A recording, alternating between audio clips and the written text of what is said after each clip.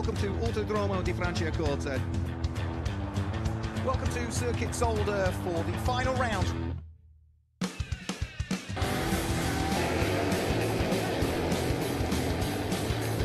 It's all very tight up towards turn one.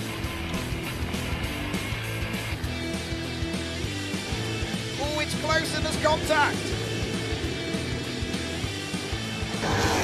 They're side by side.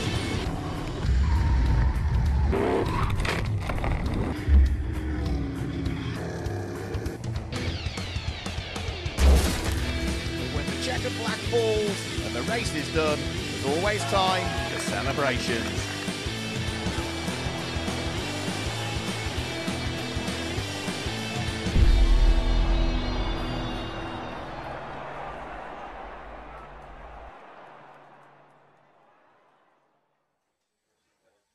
Well, good morning, everybody, from Circuit Ricardo Tormo here in Spain. The NASCAR Grand Prix of Spain at this fantastic circuit, just 20 kilometres outside of Valencia.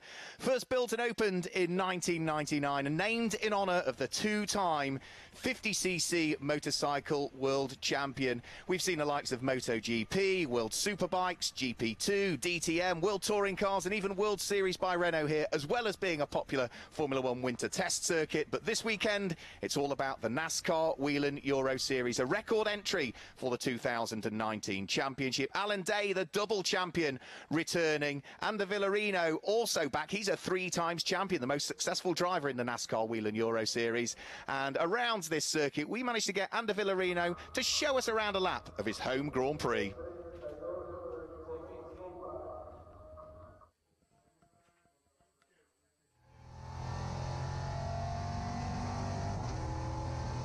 Hello everybody, this is Ander Villarino, driver of the number 48 Euro NASCAR of Racing Engineering. This is Valencia, first corner, third gear, quite difficult to stay on track as you see there. Second corner from third to second, this is hard braking and you try to use all the exit as you can. Second to third, this is flat out, no problem. And then you go to this turn number 4, you try to use all the curve on the inside and on the outside. Turn number 5, quite difficult, the car moves quite much. Then go turn number 6, second, third and second again on the braking. This corner is important because you go to the back straight line. Here you go second, third, fourth and braking and second again. This turn number 8 is quite difficult because you have underbanking, and then you go to turn 9, 10 and 11, the most difficult part of the track under braking, because the car moves a lot. You move from left to right and quite difficult braking. And this is turn number 12, fast corner, fast kind of chicane. You try to use all the track, and then last braking for the last corner, turn number 14. Very important one because you have to exit fast for the main straight. This is, I think, my favorite track. I love Valencia and I love this track and very technical. I hope you enjoy the race.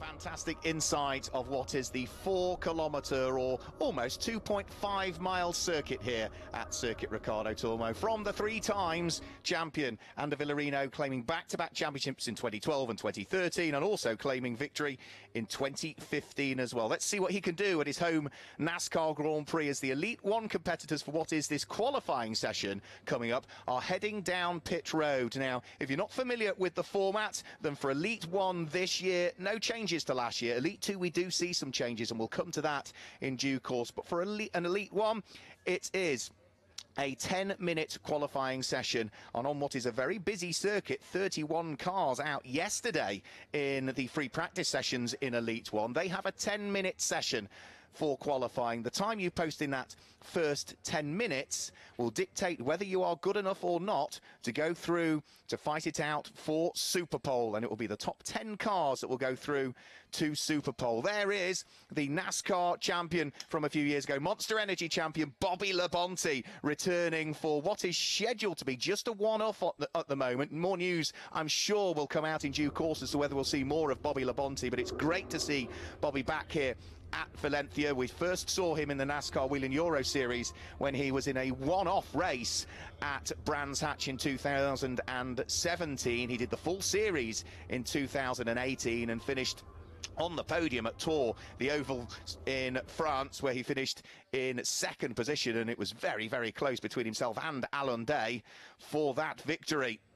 So the cars lining up in pit road. The order in which they line up, it's not just a random order. You can see the marshal at the front with the red flag, but the order in which they line up is based upon the fastest time that they posted in yesterday's free practice sessions. So it is important to get a good time in free practice, because that dictates when you head out of pit road in qualifying. And if you think that an outlap here at Circuit Ricardo Tormo is going to be there or thereabouts 2 minutes, so of a 10-minute session for the likes of Ander Villarino, the session goes green, he does his outlap, which means when he comes over the start-finish line in what are ideal qualifying conditions here, beautiful clear skies here in Valencia, as you can see, with the sun shining, it means he's only got 8 minutes of the session to go. So if you're at the front of the queue, you've got 8 minutes to post your quick time. If you're at the back of the queue, which we will see the likes of Simone Loretti towards the tail end of the queue, well, by the time he gets over the start-finish line, he's probably only going to have, what, 7 minutes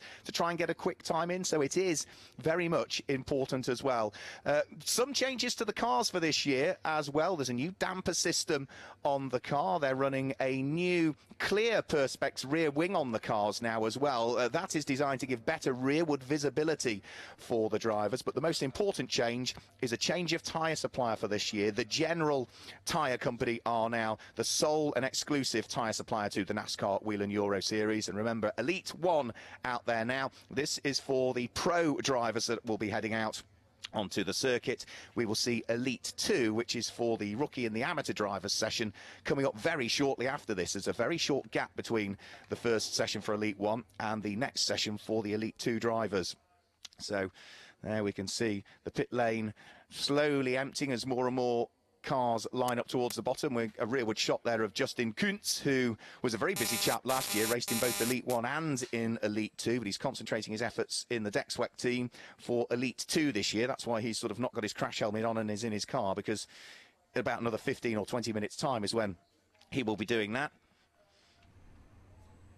So we will wait and see as to when he will head out onto the circuit. So Ander Villarino at the front of the queue.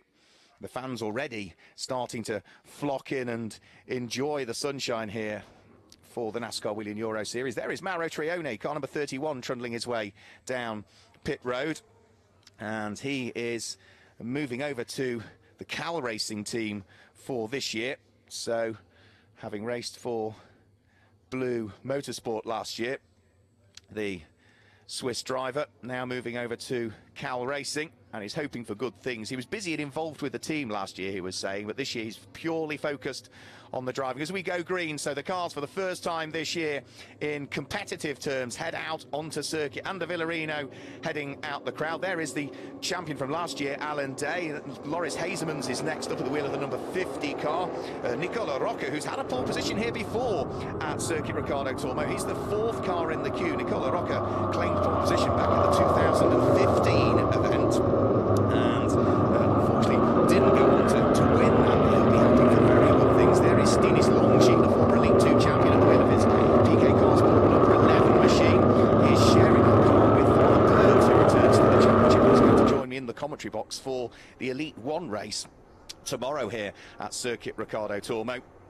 But Ander Villarino is leading the pack round. Of course, it's a learning curve for nearly all of these drivers over the course of this weekend. Some have done more testing than others, but with that new damper system, with the new tyre. A lot of the teams have been trying different things to try and understand what's going to be the best setup here around Circuit Ricardo Tormo, and for a lot of them, they think it's just a case of getting a setup, which means that towards the back end of the race, you've got a car underneath you that is still delivering the level of grips that you need. And for the Elite 1 drivers, they also need to consider the fact that their races for this year are slightly longer than Elite 2. They'll be covering the best part of 72, 73 kilometres or 18 laps, whereas the Elite 2 races for this year are slightly shorter. They'll be doing, what, 60 kilometres or 3 laps less, 15 laps. In terms of the times yesterday, well, it was just free practice, but the fastest time we saw, and therefore first out of pit road, was Ander Villarino, a 1 minute 40.629 was the time he posted. The fastest lap of the session, and he's about to head over the start-finish line shortly to start his flying lap. There's the number 1 car, which is Ruben Garcia Jr. Great to see Ruben Garcia join us. He is the reigning Mexican NASCAR champion in their Peak Series. He also won that championship not just last year, but back in 2015 as well. He was also a NASCAR Stock V6 champion back in 2011, and it's a one-off drive for him in reality as part of the driver exchange program that exists within NASCAR. He's over here racing at Valencia, and our NASCAR Whelen Euro Series champion for this year will over race in the final round of the Peak Series in Mexico as part of that exchange program. So there is Bobby Labonte. He is just working his way through at what is a 14 turn circuit here.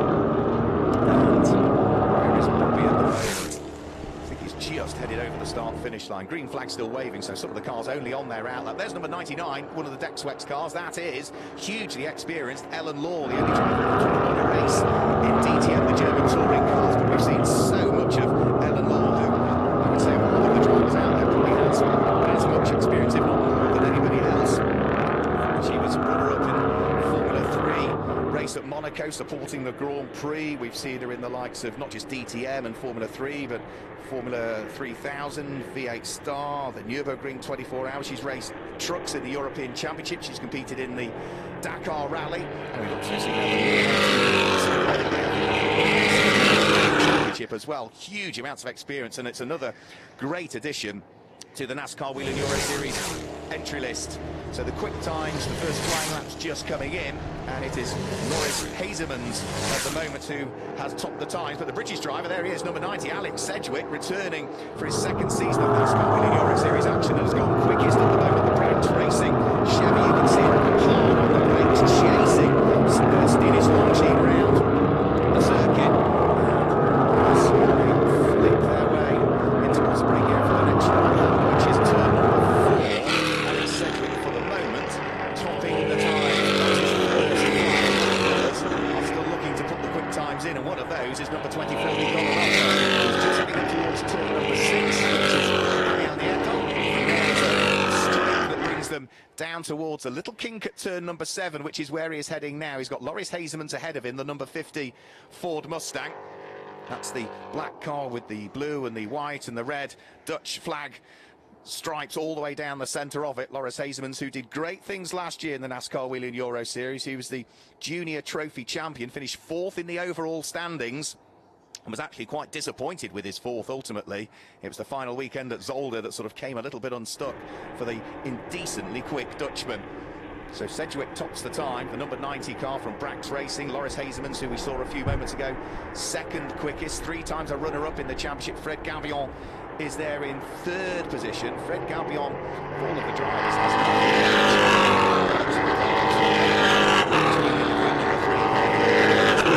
there goes over the start-finish line. Another lap completed by Alex Sedgwick, who no longer tops the times. It is the Spaniard returning to the championship, Ander Villarino, that has now gone to the top of the times. So it's the number 48 car that is quickest currently. And in terms of time in this session, well, time is fast running out. So there's, what, just over 4 minutes remaining. There is the number 88 car. That's the second Racing Engineering car. Remaining yet a teammate to that's quickest at the moment, Ander Villarino. There is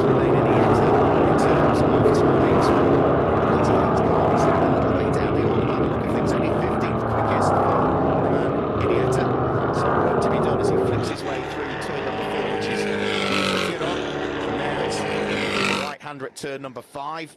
There's his teammate, Ander Villarino, still topping the times. A 1 minute 40.489 is the fastest time that we've seen in this session so far. That's still a couple of tenths off yesterday's fastest time that Ander Villarino set in the free practice sessions. But of course they will need to sort of consider tyres as well. New tyre for this year, the general tyre. They are limited to what are just 4 tyres over the course of a weekend. And with lots of racing still to come, they will just need to make sure that in what are still, well, sunny conditions, but still with a slightly cooler ambient temperature, such is the fact that we're still in early spring, really. They will be looking at tyre wear over the course of the weekend and just making sure that they don't push too hard too early and then compromise what is a busy race weekend for them. There's the reigning champion, number 54,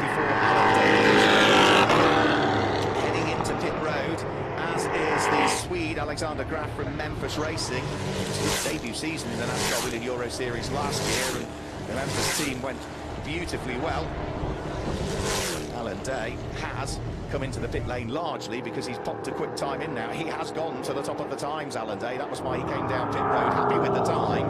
Now saving the tyres in the car for the important part of Super Bowl, providing, of course, he remains inside the top 10. So there he goes, trundling his way down pit lane. Alexander Graf pulls into his pit box as well.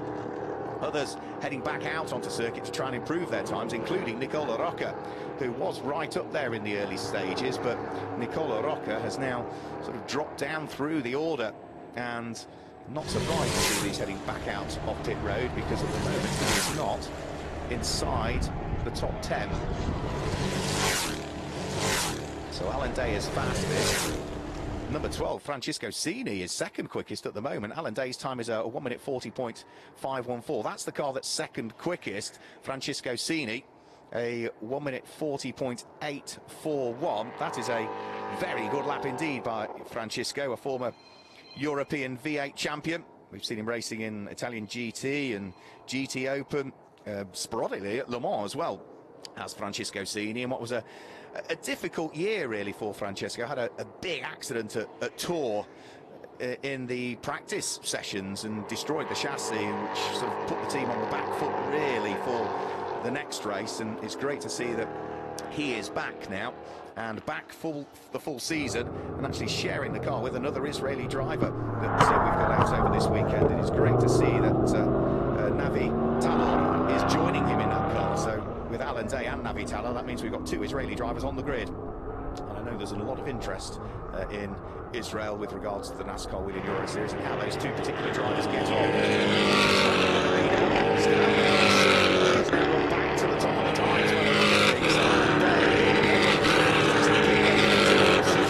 Session to start, and Ander Villarino has popped in an even quicker time, a 1 minute 40.413 for the number 48 car of Ander Villarino.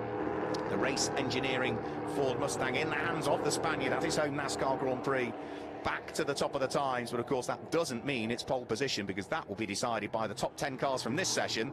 Fighting is out in Super Pole, and that Super Pole is now not far away, because the checkered flag in a matter of seconds will be waved. So those cars sneaking over the start finish line now have the chance to do one more flying lap, but anybody else now heading over the start finish line, that will be it, because the checkered flag is out for the end of the initial 10 minutes of qualifying. So through flashes, I think that was Ant Walton-Eales, one of the British drivers that's joining us over the course of this weekend. Let's have a quick look. Yes, indeed it was. Yeah, number 46, Ant Walton-Eales, former Clio Cup champion, who we've seen racing in the British Touring Car Championship, who was last year's Mini Challenge JCW champion. He also races Briscoe Formula 1 stock cars on the short ovals as well. And Walton-Eales, where did he end up? He was hoping to get through to Super Pole, and not to be, unfortunately, for the Brit. He is down in 21st position, Ant Walton-Eales, with a time of a 1 minute 42.719. So a few more cars just to take the checkered flag, flashing their way over, one of which included, I think that was Romain Iniesta that just flashed his way over the start-finish line and could not improve his time. No, the number 88 car is outside of the top 10 and therefore not going to make it through to Super Pole. That man will, though. Number 48, Ander Villarino, on his return to the NASCAR Whelen Euro Series, the most successful driver, is going to go through to Super Pole to fight it out. Here comes the Hendricks Motorsport number 50 car of Loris Hazemans over the start-finish line. Did he make it through to Super Pole? The answer is no, he didn't. He was only 19th quickest. Number 7, Martin Dubeck, also has not made it through. He was only 18th quickest.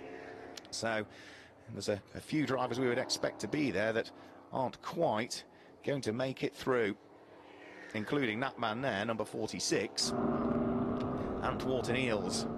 So did number 24 make it through as well in the end? And that was one car that I was expecting might be there, Nicola Rocca. Yes, he did, yeah, 5th quickest in the end for Nicola Rocca.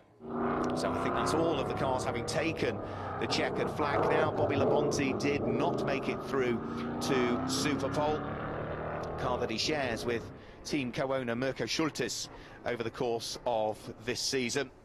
And as we say, in theory, it's just this race contractually at the moment for Bobby Labonte, but it really would be fantastic to see what is a great ambassador for the sport, the 2000 Monster Energy NASCAR champion, back with us if we could. He was also, of course, remember, the Busch champion back in '91, the first driver in history to have won championships in the Busch series and then move on to the full Cup series and claim honours there as well. And what a fantastic career Bobby Labonte had over the course of 25 years in the Cup series. 729 races, 21 wins, over 200 top 10s and 26 pole positions in the Cup series. And you can add what the best part of another 10 wins and 100 top 10s in the Xfinity series as well, in the 200 races in which he competed there. So cars heading to pit road. I'm not sure whether we might be able to get a graphic up which will show us the order of the qualifying times, but I can confirm, at least verbally until we see the graphic, that fastest and therefore through to Super Pole is number 48 Ander Villarino. Second quickest was number 54 Alan Day. Third quickest was Luca Lasser, who is through to Super Pole, the wheel of car number 33. And well, between Ander Villarino, Luca Lasser and Alan Day, that is what 7 championships, if I calculate that correctly, between those 3 drivers. Fourth quickest, great qualifying app to find himself through to Super Bowl, number 12, Francisco Cini. Fifth quickest is 24, Nicola Rocca, former pole sitter here. Let's see what he might be able to do. Sixth quickest, number 11, Stinis Longin, who is scheduled to become a father for the first time in August. We wish him and his wife all of the best with that. Seventh quickest, number 3, last year's runner-up and 3 times a runner-up in this series, Fred Gabion. Eighth quickest and through to Super Pole, former Le Mans winner, number 66, for Dexwek Racing, Christophe Bouchou. He will be pleased, as will the team, with that. Ninth quickest is the former Elite 2 champion, number 27, Toma Ferrando. He claims the Elite 2 championship a couple of years ago now. It's 2017 where he was the Elite 2 champion. Moving over to Alex Caffey Motorsport for this year, the 21-year-old Frenchman. Then the last of the cars through to Super Pole, car number 90, Alex Sedgwick, the British driver who made his NASCAR Whelen Euro Series debut here just last year at Circuit Ricardo Tormo. So those are the 10 cars that will head through to Super Pole in what is a beautiful, beautiful day here at Circuit Ricardo Tormo. Now, it was a 10-minute session for qualifying. For Super Pole, it's just a 5-minute session. There's no order to which the cars will head out of pit road. So once you've popped the quick time in, as Alan Day did, what he did was save the car, save the tyres, come down pit road, not pull into his pit box and just go straight to the end of pit lane. So he's now first to go out in the queue by the look of things for this Super Pole session, because the Super Pole session is only 5 minutes. And remember, that also means you have to include your out lap as well. So by the time the cars have come round, they are going to get, at best, 2 flying laps in to fight it out for Super Pole. And that Super Pole is already underway by the look of things. Looks as though it's actually the number 3 RTV competition car, Fred Gabion, that was first in the queue. Alex Sedgwick in the Brands Racing number 90 car is second. The number 54 car of Alan Day, third in the queue. Fourth is Francisco Cini. Fifth looks as though it's the Dexwex machine in the hands of Christophe Bouchou. But after that, you can just see all of the cars now sort of finding their own little bit of space. It was a busy circuit for qualifying, but now with only 10 cars out there for Super Pole, there's a little bit more tarmac available, so the drivers will look to try and ensure that they have a little bit of space they can accelerate into and get the clear lap or 2 that they need. There is Alan Day, say back-to-back champion, the Israeli driver, champion in 2018, champion in 2017 was Alan Day at the wheel of that number 54 Cal racing car that he shares with Ariana Casoli. And huge amounts of experience as well for Alan Day, not just in the likes of the NASCAR Whelen Euro Series. We've seen him out in ADAC racing in the past, the Blancpain, Formula 3 briefly. He has taken in, of course, a couple of Xfinity Monster Energy races as well. So Xfinity and Monster Energy races. So he's a driver that has also started to try and carve a career out in NASCAR on the other side of the Atlantic. So they head now on to their opening laps in what is a busy weekend, or a busy day really, for NASCAR. If you're watching us from anywhere around the world, don't forget that later on today the Toyota Owners 400 race takes place at Richmond Raceway, the next round of the Monster Energy NASCAR Cup Series. So you can have a full day of NASCAR today if you want. So joining us now for qualifying, we've got the Elite 1 and the Elite 2 races coming up later on today, and then make sure that you tune in for the Toyota Owners 400 a little bit later on as well. So first lap just coming in. There is number 48. That is the returning driver for his home NASCAR Grand Prix. Ander Villarino onto the brakes, flicking his way through the left-hander at turn 3. You can see the car sliding around as he uses all of the track limits that he possibly can. All of the drivers were told exactly what track limits they could use. Onto the brakes, turning his way into the right-hander at turn number 4, Nico Triol. From there it's up towards turn number 5. Both 4 and 5 are taken in second gear. Accelerate up towards third gear, bringing them up towards the left-hander at Angel Nieto, which is on the brakes, and back down into second gear. From there they hard on the accelerator. They're now almost 2/3 of the way around the lap, up to third gear, through Curvadilla Fichon, which is turn number 7, the left-hand kink, onto the brakes, down to second, in towards Bernard Martinez, which is a second gear, 8th corner on the circuit. From there it's through the left-hand flick up to third at turn number 9, turn number 10, where all of the drivers use a lot of the curb. They're braking down to second again for turn number 11, and then you're on the gas again here, up towards third gear, and that is where he is now heading up towards turn number 12. Ander Villarino, the rest of the cars all flicking their way over the start-finish line. The first flying lap in by number 54, Alan Day, is a 1:54.983, but that has just been bettered by a car that's running just behind him on circuit, number 33, Luca Lasser, former champion, of course, Luca Lasser. He won this championship back in 2000.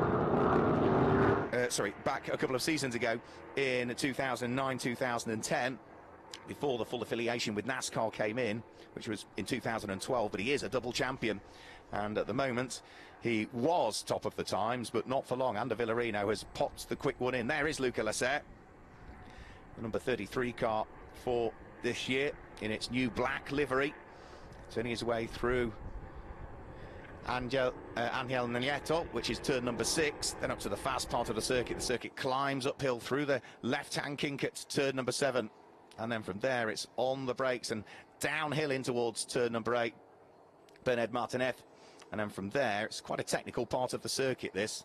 Flat out through turn number 9, through turn number 10, you're sort of turning and trying to brake at the same time as well, and that's very easy to snatch a brake there. There was a very slight mistake, I think, there from Luca Lasser, as he didn't quite make friends with the apex. Flat out up towards turn number 12 here, big sausage curb on the inside, which the drivers absolutely will avoid. And it looked as though it was a reasonable lap from Luca Lasser, but I don't think it's going to be good enough to challenge for pole position. Pole which at the moment is still being held, provisional pole, by that lad there, Ander Villarino. But it's no longer being held by Alan Day. It's just not clear. So Villarino, what do his sector times look like this time? 23 seconds for the first sector is not a bad first sector from Ander Villarino. 26 seconds through the second sector. The checkered flag is out. This is the important lap as he heads on the exit of turn number 14. Adrian Campos. Are we going to see Ander Villarino return to the championship and claim pole position? He heads over the start-finish line. Is it going to work for Ander Villarino? It doesn't look as though he has done enough. No, he hasn't.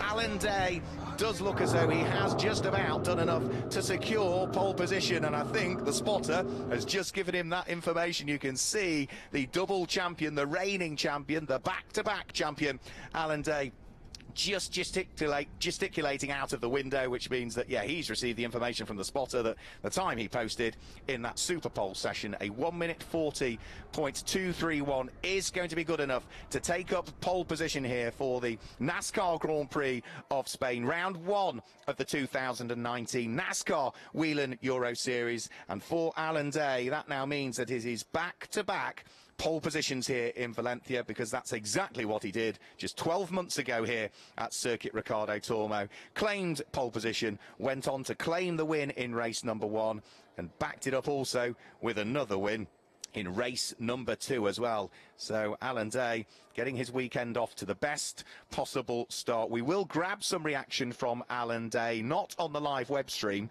but watch out for social media, watch out for Twitter, watch out for Instagram, watch out for Facebook. We will grab the reaction of Alan Day. And that will be posted probably within the next hour, by the time we can find time to grab what is going to be a very busy and popular driver this weekend here, Alan Day. But yeah, watch out on social media. We'll grab a 60-second interview with him and post that on our social media channels. So just a quick rundown then of the order before we turn our attentions to Elite 2, which is a similar process. It's not exactly the same, and I'll tell you why when we get there. But just a quick rundown then of the drivers and the times that were posted. It is Alan Day, number 54, that will start from pole position come tomorrow. The time that he posted, a 1 minute 40.231. Second quickest, number 48, Ander Villarino, returning to the championship with a 1 minute 40.912. Third quickest was number 33, Luca Lasser, a double former champion. That with a 1 minute 40.210, and fourth quickest Stinis Longin with a 1 minute 40.997. Fifth quickest, former pole sitter here, Nicola Rocca, number 24, with a 1 minute 41.002, and sixth quickest for Brax Racing, number 90, Alex Sedgwick, the British driver, with a 1 minute 43.613. It looks as though that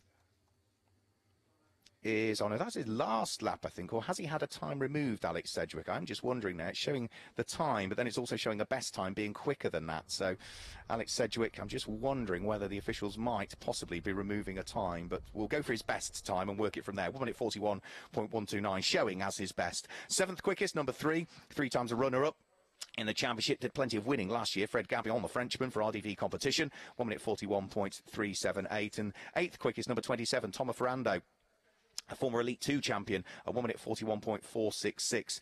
Number 9 was ninth quickest, Gianmarco Ercoli, the only driver ever to have won races in both Elite 2 and in Elite 1.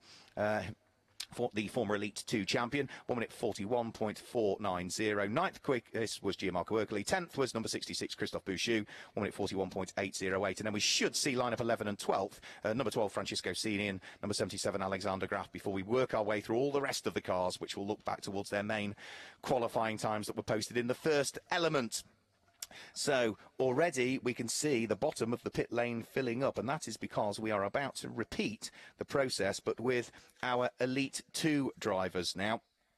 However, there has been a change to the regulations for this year, which means that whereas previously it was exactly the same amount of time in qualifying for Elite 1 and Elite 2, this year the Elite 2 drivers get an extra 10 minutes of qualifying before then the same process. The top drivers head through to Superpole.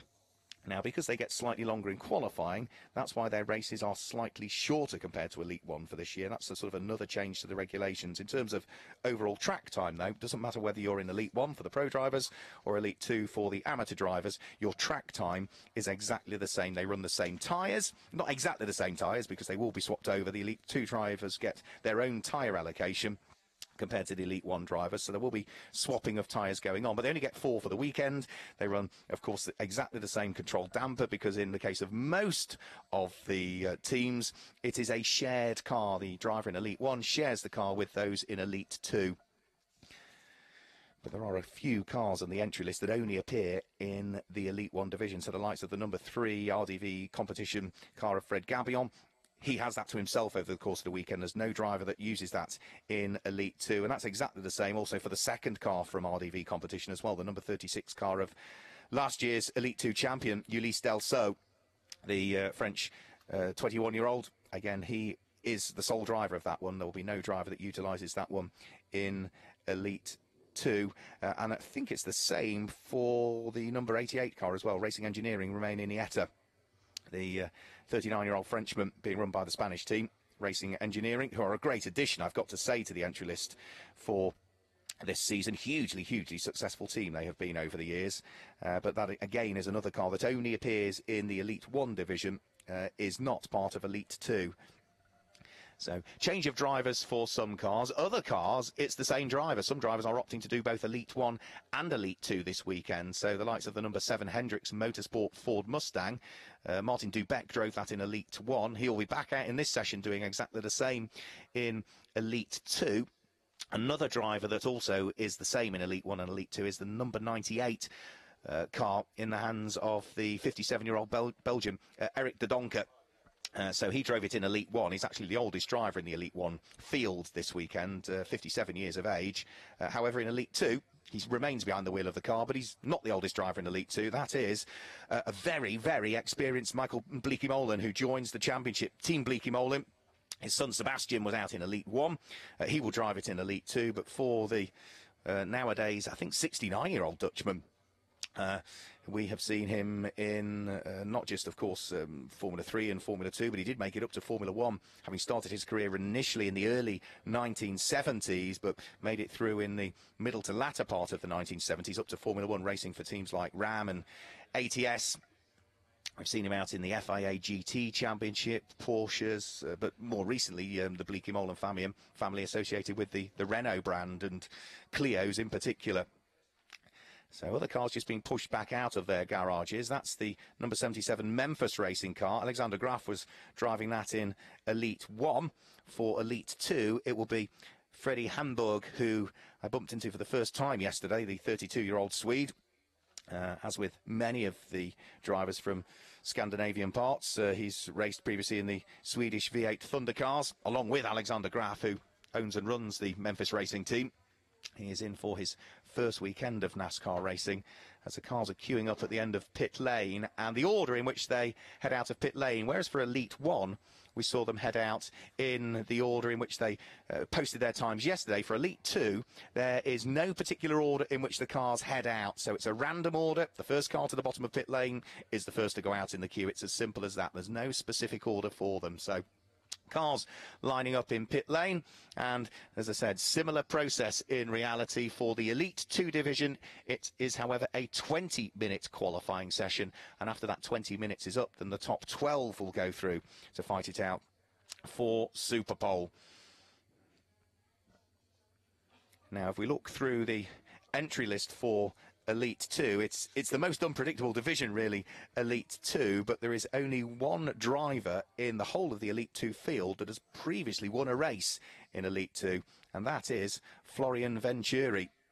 And he will be hoping that he can get his season off to the best possible start, Florian Venturi, and he'll be the driver that everybody's looking to try and beat. Racing the number 32 Chevrolet Camaro for Go Fast Racing, who of course also have their NASCAR team based on the other side of the Atlantic. The 18-year-old Frenchman, who was the rookie champion last year, finished as the runner-up in Elite 2, having previously competed in the French Formula 4 Championship, where he was third place back in 2017. But as the only driver in the whole of the Elite 2 field to have previously won a race, he will be the driver that everybody will be looking towards over the course of this weekend. Lots of new drivers filtering in as well.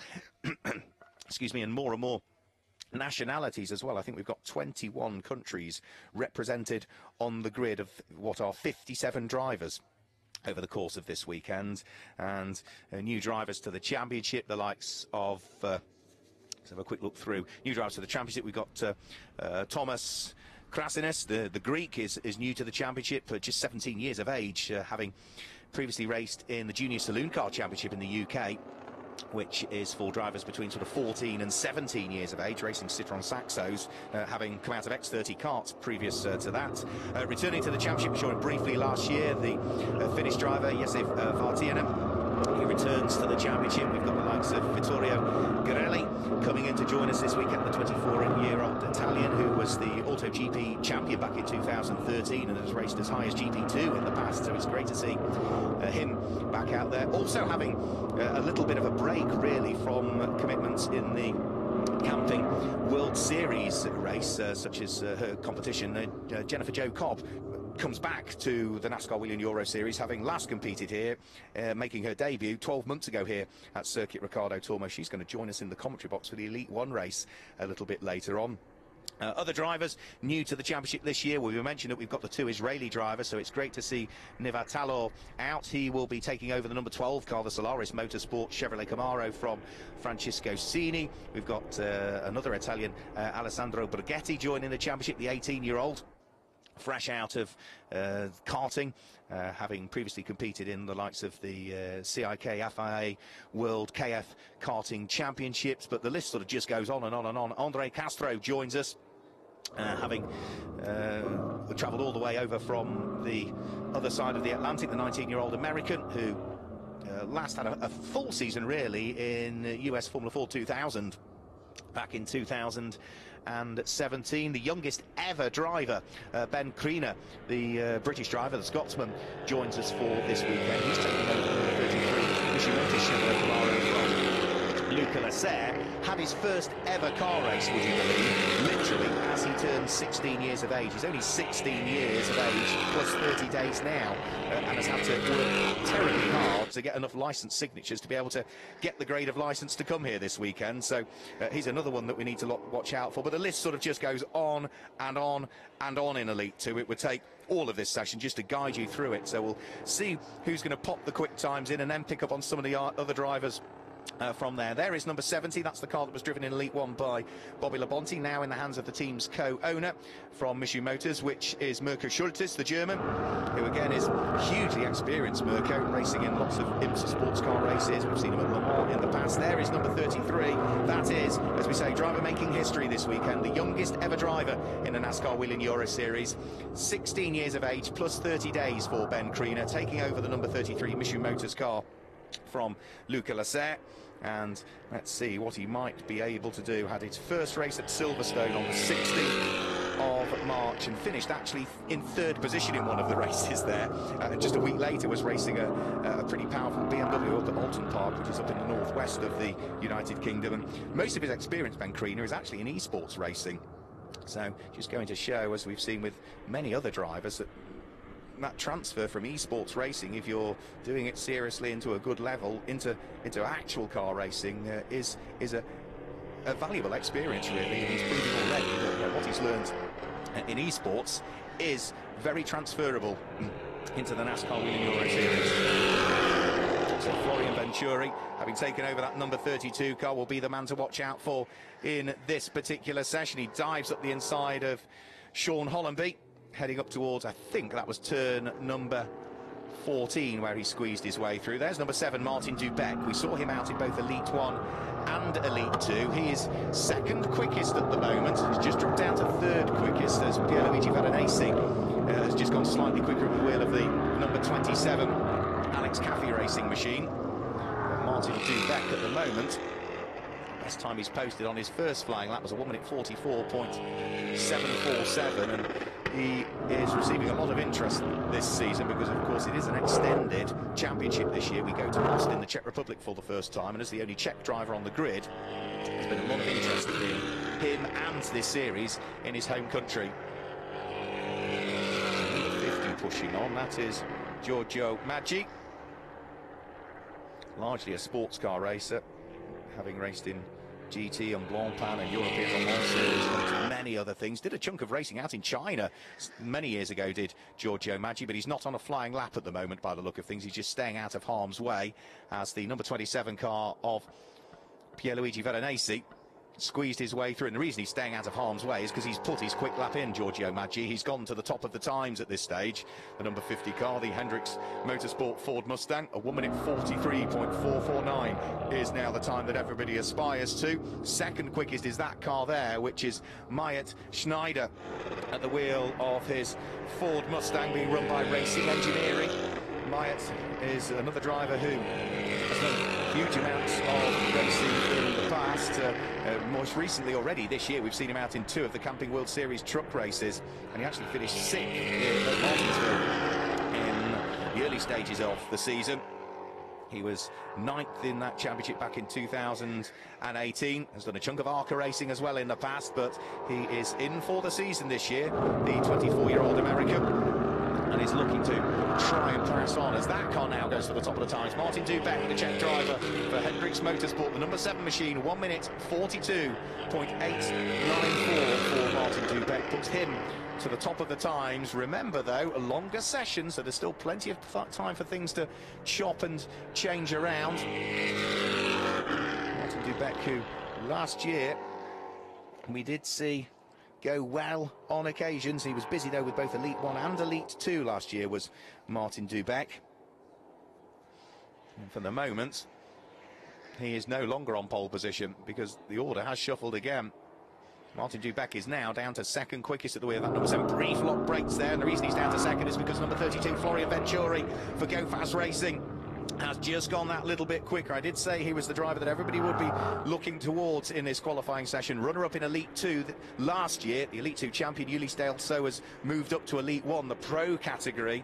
So Florian Venturi, who was the rookie champion last year, has now got himself to the top of the times with a 1 minute 41.855 for Florian Venturi. And, well, let's see as to whether he's able to push on a little bit more over the course of this lap. The first couple of sectors he's done look to be quick ones again, actually. 23.5 seconds through the first quarter of the lap, 26.5 seconds through the second quarter of the lap. I'll tell you that he's pushing hard at the moment, but not overly pushing. That's the easy corner to snatch a break on the unloaded wheel, but nice and neat, grab the apex there. He'll shift his way up through the gears and we'll head through the third sector very shortly. And are we going to see a further improvement from him? We'll find out only when he heads over the start-finish line. But the third sector looks good as well. There is number 1. Great to see that Thomas Krasinas is joining us, the sole Greek representative that we've got in the field over the course of this weekend. So you saw him regularly in 2016 and 2017 in the Junior Saloon Car Championship in the UK. But hopefully we'll be in for the season. He's nice and neat and tidy, unlike, I think it was Advet Yoda, yeah, the Indian driver ahead of him who snatched the brake and sort of missed the apex. Advet Yoda, who was going really well in the Elite Club Series he competed in last year. We did see him take in a couple of NASCAR Whelen Euro Series rounds. Hockenheim rings a bell as at least one of the events where he stepped up into Elite 2.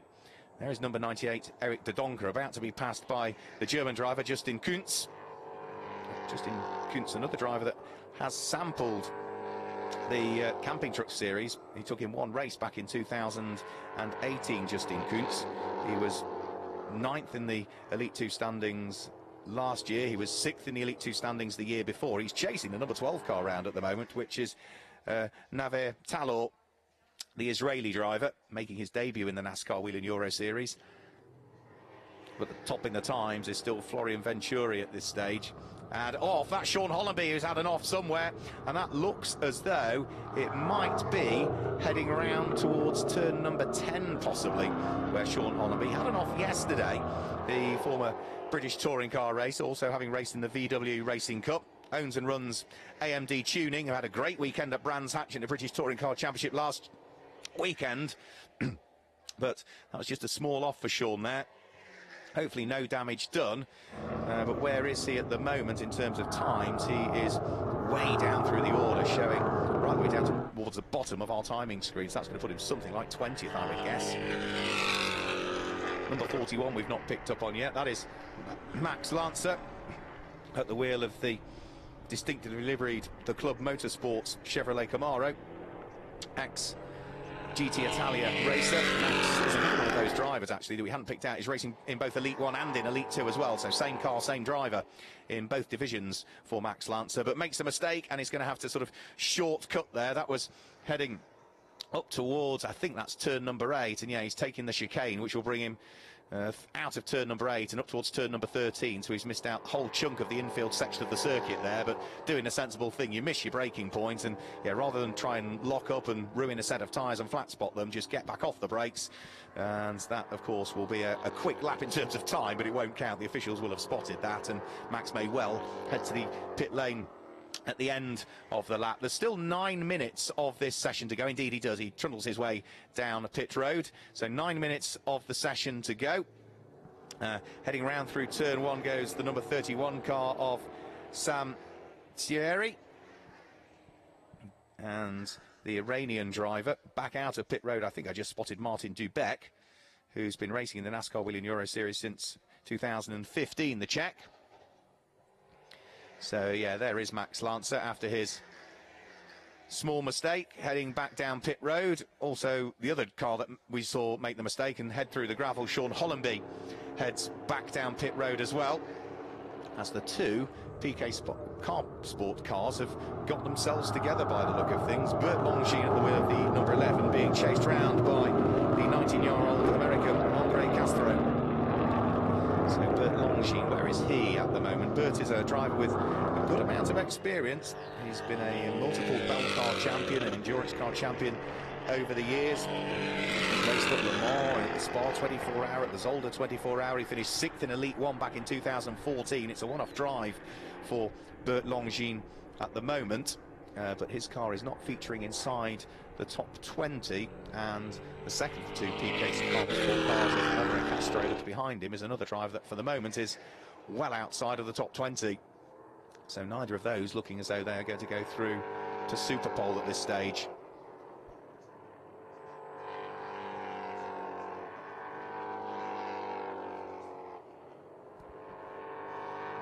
Improvements getting ever harder to come by at the moment. We did see one improvement. It was for that car there, actually, Vittorio Garelli, that has just moved himself up to 3rd position. That's the car that Gianmarco Ercole was competing in Elite 1, but Vittorio Garelli,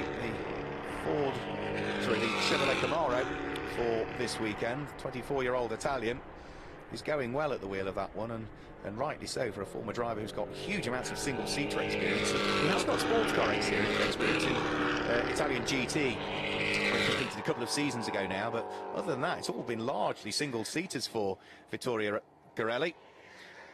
3rd quickest at this stage, and having worked his way through the single-seater ladder, really, from Formula Renault to Formula 3, up to GP3, GP2, and, of course, the Auto GP Championship, in which he was champion back in 2013. So he'll be pleased with that. Number 70, Mirko Schultes, is down in, I'm guessing, mid-teens at the moment, about 15th position for the number 70 Mission Motors car. And it doesn't look as though the German is on this lap either, as he blends out of the throttle and allows other cars to pass by. He's going to post an improvement that would see him inside the top 12. So the good thing about the slightly extended session for the Elite 2 drivers is it gives them a bit more time to try and post the quick lap in, rather than try and cram it into the 10 minutes that the pro drivers, the Elite 1, have to do. Freddie Hemburg making his way back around the circuit. He's making his NASCAR Whelen Euro Series debut this weekend at the wheel of that number 77 Memphis Racing Chevy.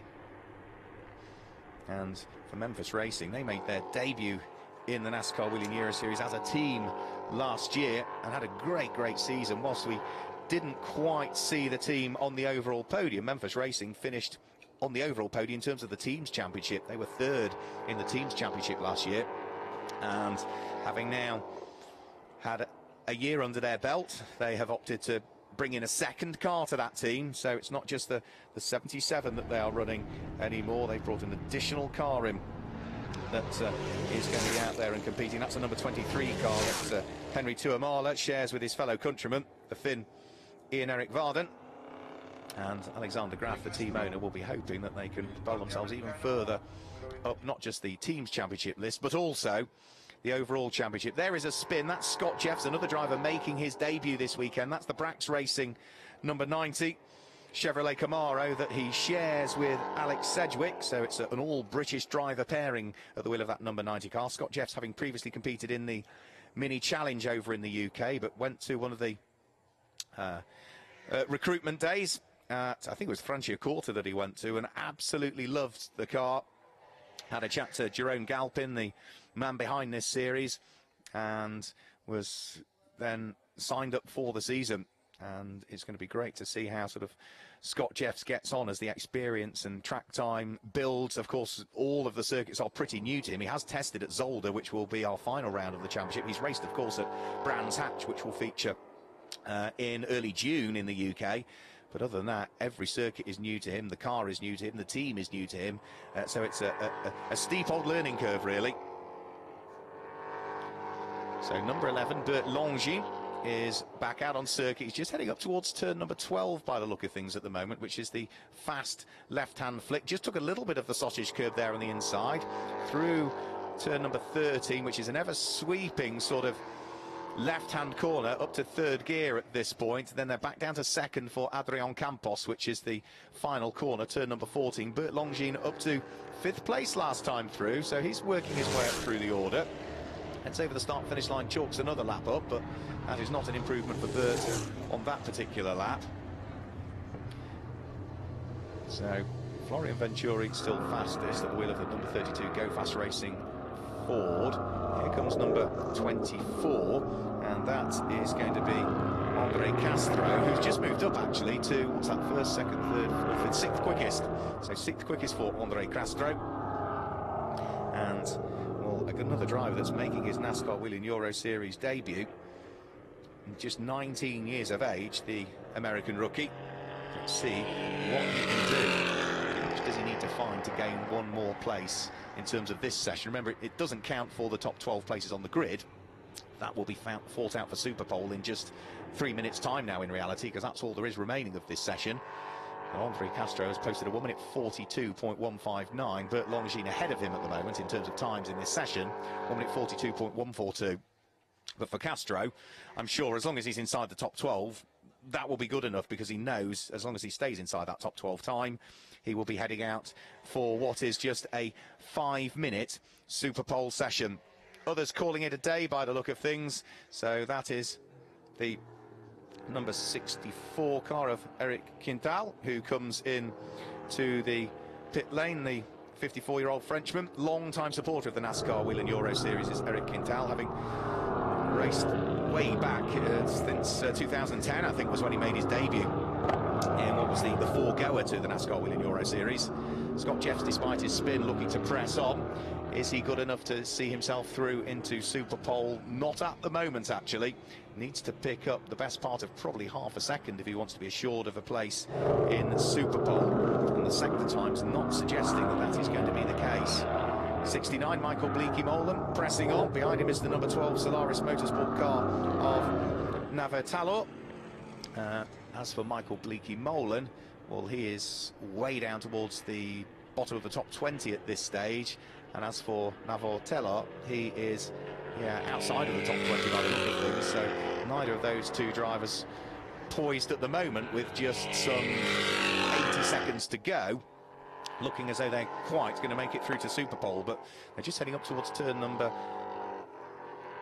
8 at the moment, which is Bernard Martinez, and then from there it's sort of downhill again and up towards turn number 9, flat out through turn number 9, take a load of curb through that corner there, which is turn number 10. Big lock brake from Michael Bleekie-Molen. That is not going to have done the general tyre any good at all. It's the unloaded wheel, so it probably looks slightly worse than it is, but a lot of drivers just saying, you know, you need to be careful. Change of tyre for this year means different things, and some of the drivers, particularly with the new dampers as well, have been working a lot around getting the setup and making sure that in what are warm conditions here, that they get the best out of the car, get the best out of the tyres for what are quite long races in Elite 1 in particular this weekend. For Michael Bleekie-Molen, I think that snatch break is probably going to mean no improvement from the 1 minute 44.289 that he's already posted. He has sector time for the 4th sector, suggesting, there's a problem there, and he lost a second or so and got out of the lap. There has been a couple of shuffles, though. Scott Jeffs has now got himself at the wheel of the number 90 Brax car up into the potential places of going through into Super Pole. Where does that put him? There's no actual numbers on the screen that I can see, so that would put him in something like 8th position. And also now Eric de Donker, number 98. I make that 11th position for the number 98 car of Eric de Donker as the checkered flag comes out. So there is number 90, Scott Jeffs, who, providing others that are out there on circuit don't go any quicker, he will, on his debut in the NASCAR Whelen Euro Series, see himself through at the wheel of that Brax machine towards Superpole, which was exactly what Alex Sedgwick did with that machine in the Elite 1 qualifying session. So Scott Jeffs is, yes, in 8th position. Now we've got a different screen that gives us the position. So who's on the bubble at the moment? Justin Kuntz is the man who is on the bubble. He is in 12th position. 1 minute 42.879 is his best, the German driver. And providing nobody else improves, he will just sneak through to Superpole. He has the best part of a 0.3 second of a buffer between himself in 12th place and Advak Dioda, who is in 13th place. So, yeah, it would take a bit of finding that 0.3 of a second on the final lap. And Justin Kuntz takes the checkered flag. He didn't improve his time on the final flying lap. So Scott Jeffs has already taken the checkered flag. So in what for him is going to be 8th position, that will see him safely through to Superpole. A few more cars trying to get a quick lap in. Here comes Eric de Donker over the start-finish line, and he is through to Superpole. 11th position for Eric de Donker, so we will see that Motorsport 98 car in the hands of the 57-year-old Belgian Ford Mustang through into Superpole. Can't miss that car from a commentary perspective. It's a very easy one to spot. Black with day-glow orange makes it rather easy, to say the least, and in particular the fact that he's also racing that car in Elite 1 and Elite 2. Lots of new liveries for this weekend to remember, lots of new driver pairings as well to remember. So that looks as though the odd car may be still to trickle through, but I do think that we have now largely got sorted those 12 cars that will be going through to Superpole for a further 5 minutes to try and work out as to who is going to start on pole position here at Circuit Ricardo Tormo for round 1 of the 2019 NASCAR Whelen Euro Series. So quickly through cars through into Superpole. Number 32, Florian Venturi, makes it through to Superpole with a 1 minute 41.3 from the Go Fast Racing machine.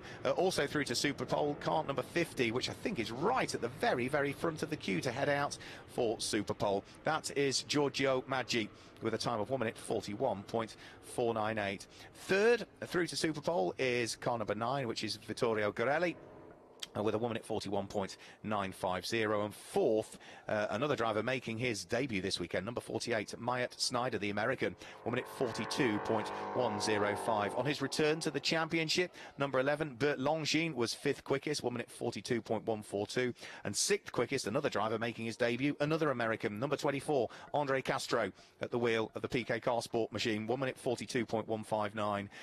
Through in 7th is number 7, Martin Dubeck, the Czech driver, with a 1 minute 42.321 for the Hendricks Motorsport car.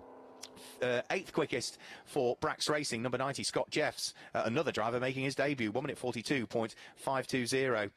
In 9th position, car number 27, which is Pierluigi Veronesi for Alex Caffey Motorsport. He makes it through with a 1 minute 42.651, and completing the top 10 was number 41, Max Lancer, who posted a time of a 1 minute 42.755. 11th quickest, number 98, Eric de Donker, with a best time of a 1 minute 42.801. And the last driver through to Superpole is car number 99, the Dexwex Racing machine, in the hands of the German driver Justin Kuntz, with a time of a 1 minute 42.879. So they're the top 12 cars that go through now to fight it out for Superpole, which means that the likes of Advak Dioda, Jesse Vartiernan, Freddie Hamburg, Sam Tiheri, Ben Kriener, Nicola Risitano misses out as well. That's an important one. Michael Bleeky-Mola, Mirko Schultes, Thomas Krasinas, Navor Talla, Eric Varden, Eric Quintel, Ariana Casoli, Sean Hollenby, and Jerry de Vert, surprisingly, all miss out as well. Jerry, did he do many laps there? Because I do wonder, was there a problem with that car? He did very, very few laps, Jerry de Vert, for Brax Racing, the man behind it. Maybe only 3 laps, so potentially a problem there. Now, they did do a lot of saving that car yesterday and didn't run in all of the free practice sessions, but to save it in qualifying would be unusual, I would say. So perhaps news to be had from the Brax Racing team.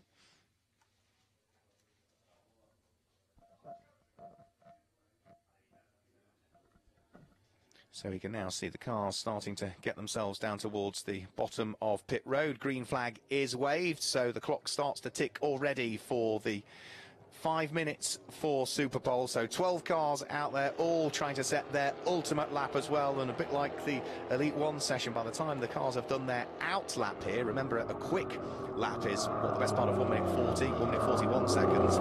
It's by the time you accelerate out of the pit lane and get everything back up to temperature again, because some of those cars have been rather patiently waiting for maybe 10 minutes at the bottom of pit lane. That cools the temperatures down, cools the tyres down, puts them through another heat cycle again that you've got to build up. Then they are going to get certainly one, at best, 2 flying laps to try and work out who of the Elite 2 drivers is going to start from pole position. So that will be the man I would suggest everybody will be looking towards, Florian Venturi at the wheel of the number 32 Go Fast Racing Chevrolet Camaro. Remember, he was runner-up in the Elite 2 Championship last year to Ulysse Delceau. Ulysse has moved up to the Pro category and runs in Elite 1 for RDV competition again this year. So in the absence of the champion, the vice-champion from last year is going to want to do as best as he possibly can. And for Florian Venturi, he will be hoping that he can do good things here. He didn't claim a win here in Ricardo Tormo last year. It was Willy Busenna, another former champion, who scooped up both wins.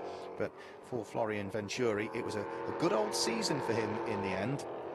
So he finished runner-up in the championship. But he's going to be looking to try and see what he can do. He took 2 wins throughout the course of the 2019 season. He had 9 top 5s as well, and actually 9 top 10s as well, which in reality means, yeah, he finished in the top 5 9 times, and yeah, never finished sort of between 6th and 10th place. So he is certainly going to be wanting to try and set the place. But that man there, which is Giorgio Maggi, is going to want to see what he can possibly do. Lots of sports car experience. So we saw him racing in China. He was the Formula China champion back in 2015. We've seen him in Formula Masters, in ADAC, in Formula 4, in GTs, in Blancpain, in European Le Mans Series, in the Asian Le Mans Series as well. But for Giorgio Maggi, he's going to look to see whether he can overhaul the very small advantage that the number 32 Chevrolet Camaro Florian Venturi, the 18-year-old Frenchman, had in the first part of qualifying. Of course, this is the car that Loris Hazemans drives in the Elite 1 division. Nice and neat and tidy, not using too much of the curb there on what for him will be his first flying lap. The car ahead of him snatching brakes by the look of things. So again, that's the one corner where we've seen so many lockups over the course of the last few days or so. It's as you come around through turn 10 and try and get on the brakes and turn into turn number 11 that we see the locks brakes. Bounces over the curbs a bit there, does Giorgio Maggi, as he turns round through turn number 12, which is Champeireos. And then on to the brakes through Adrian Campos and start to accelerate. So out from second gear, up through the box, up to third, up to fourth. Remember, 4-speed gearbox in these cars. Over the start-finish line he goes, and the lap that he's posted is only good enough for second. The car ahead of him, which is Myatt Snyder, is quickest at the moment. So the American popping in a 1 minute 41.222 for Racing Engineering on his first flying lap. And it'll be a new team to the NASCAR Whelen Euro Series, Racing Engineering, but they are certainly not a new team to motorsport. They have been very successful over the years. And at the moment, Myatt Snyder tops the order. Racing Engineering, probably one of the most successful European racing teams in recent history, and at the moment Myatt Snyder looking for pole. There's a spin for Bert Longines. Unfortunately, he's rotated the PK Car Sport number 11 through 180 degrees, gives it some gas, and the Chevy gets itself pointing in the right direction. But for Myatt Snyder, he's going to look to try and see whether he can steal pole position away here. A team that was only formed 20 years ago, but have claimed, what, 11 titles in 8 years with the likes of Spanish Formula 3 and GT championships. They added the World Series by Renault title to it, the GP2 drivers title in both 2008 and 2013. And, well, last year, of course, they finished second in the European Le Mans Series as a team. So very successful team. New to this championship, but with the car that they've supplied to a very talented driver, Myatt Snyder, he is going beautifully well, the 24-year-old American. Checkered flag will be out this time as they come over the start-finish line. Myatt Snyder's sector time suggesting that it's going to be another good one. Is it as good as the 1:41.222 he posted last time round? Well, in answer to that, no, it isn't. It was, what, the best part of a tenth of a second slower. That was all, but it is at the moment good enough for pole position. Giorgio Maggi has taken the checkered flag and is second quickest. Andre Castro has taken the checkered flag and is third quickest. We need to keep our eye on Florian Venturi because he popped a lap time in, but I think it was nullified by the officials for, I can only imagine, a transgression of circuit limits. So he really needs to nail this lap, Florian Venturi. Otherwise, the runner-up from last year's championship may well be starting at the back, and he's gone over the start-finish line, and I don't think he has posted a time. He's headed into the pits and has decided that it's just not going to happen for him. So it looks as though it is going to be making his debut number 48, Myatt Snyder, that will start the race later on today for Elite 2 from pole position. Myatt Snyder, who, as we say, has already taken in 2 of the Camping World Series truck races over in the States this year and actually finished 6th in one of them at Martinsville. He will line up on pole position for the race later on today, 1:41.222. Second quickest and taking the outside of the front row of the grid is number 50, Giorgio Maggi, with a 1:41.424. Third quickest is number 24, Andre Castro, with a 1:41.892. Fourth quickest is number 7, Martin Dubeck, 1:42.625 from the Czech driver of Hendricks Motorsport. Fifth quickest in the end, it's going to be Justin Kuntz, the German, for Dexwex Racing, and that time he posted was a 1:43.203. Sixth quickest, number 41, Max Lancer, 1:43.211 for the Club Motorsport.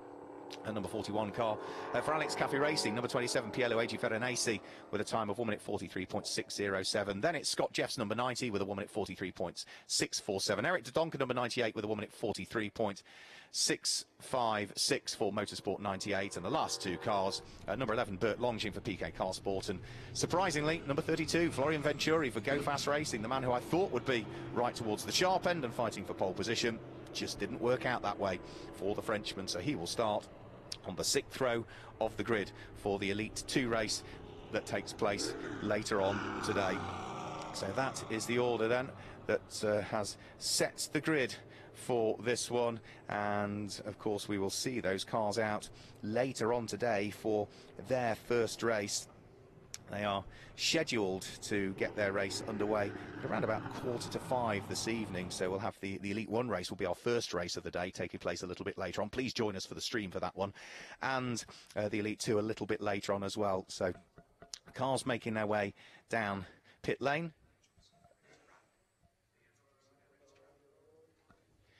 Making their way down pit lane. They'll be pushed back into the garages, and then the teams will do all of that important work of downloading the data. There's only 11 channels of data that come off these cars. Chat to the engineers, and then the cars will be prepped ready for the race later on. If you do want to join us, please do join us for the stream later on. We go live with the race getting underway for the Elite 1 division at 13:15 if you're watching in Europe. If you're watching over in America, well, thank you for joining us. It's going to be slightly later on this morning for you. It's going to be 7:15 Eastern time if you're watching over in the US. And the Elite 2 guys that have just been out there now, they will have their first race at 16:45 Central European summertime. And if you're watching again over on the other side of the Atlantic, then please come back and join us at 10:45 a.m. Eastern time. So that's all for the moment from Circuit Ricardo Tormo. We will see you later on. Goodbye.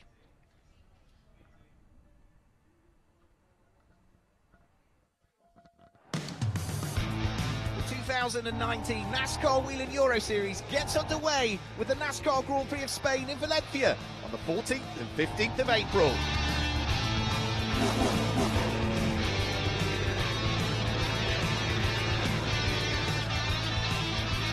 Last year, fans flocked in their thousands to soak up the sun and see some pure racing, some NASCAR racing.